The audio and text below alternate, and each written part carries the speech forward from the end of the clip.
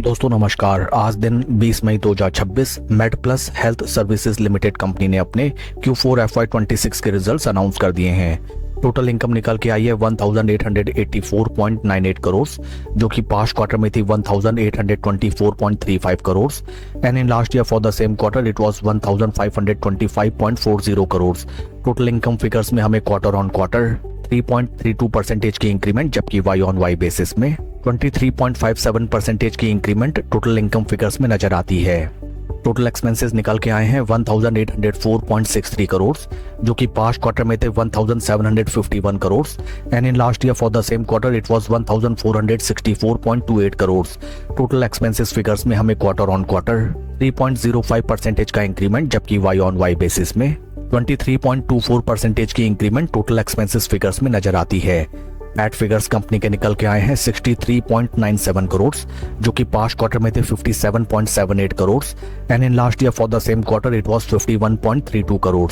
PAT figures में हमें quarter on quarter 10.7% का ग्रोथ, जबकि वाई ऑन वाई बेसिस में 24.65% की ग्रोथ नजर आती है। ईपीएस निकल के आया है 5 रुपी 33 पैसा फॉर द क्वार्टर, जो कि पास्ट क्वार्टर में था 4 रुपी 82 पैसा and in last year for the same quarter it was 4 रुपी 32 पैसे। ओवरऑल अगर हम कंपनी के Q4 रिजल्ट्स को देखें, top line sales and revenue figures में sequential quarter on quarter basis कोई खास ग्रोथ नजर नहीं आई, जबकि वाई ऑन वाई फिगर्स में कंपनी ने काफी तगड़ा परफॉर्मेंस निकाल के दिखाया है।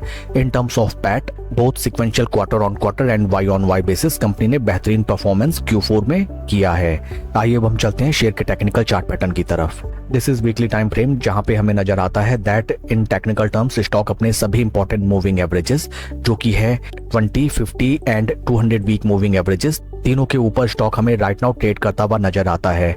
बीते काफी लंबे समय से स्टॉक हमें एक सॉर्ट ऑफ कंसोलिडेशन दिखा रहा है इन a rigid channel.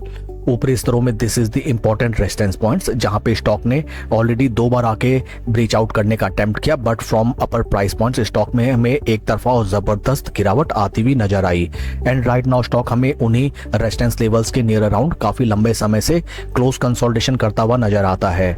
In case stock हमें इन प्राइस लेवल से ऊपर की तरफ ब्रेकआउट दे, देन इस स्टॉक में हमें छोटी अवधि में जबरदस्त रिटर्न आते हुए नजर आ सकते हैं।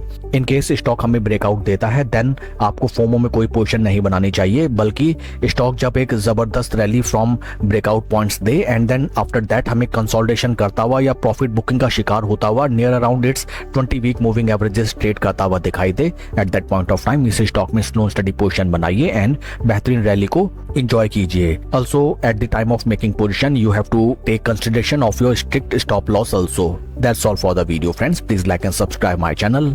Thank you.